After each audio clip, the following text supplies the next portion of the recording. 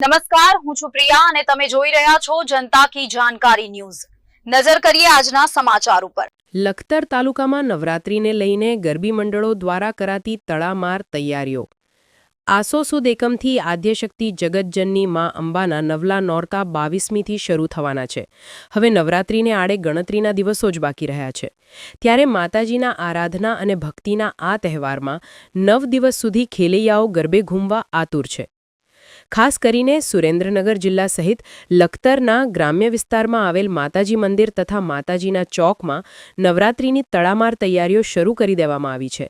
ત્યારે લખતર શહેર સહિતના વિસ્તારોમાં વર્ષોથી પરંપરાગત ગરબી યોજાય છે, પરંતુ ગરબીના આયોજન માટે ઘણી તૈયારીઓ કરવી પડતી હોય છે।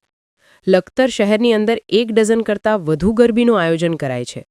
ત્યારે હાલમાં આસો નવરાત્રીને લઈને લખતર શહેરના વિવિધ ગરબી મંડળો દ્વારા તડામાર તૈયારીઓ શરૂ કરીને કામગીરીને આખરી ઓપ આપવામાં આવી રહ્યો છે। રિપોર્ટ જયેન્દ્રસિંહ ઝાલા।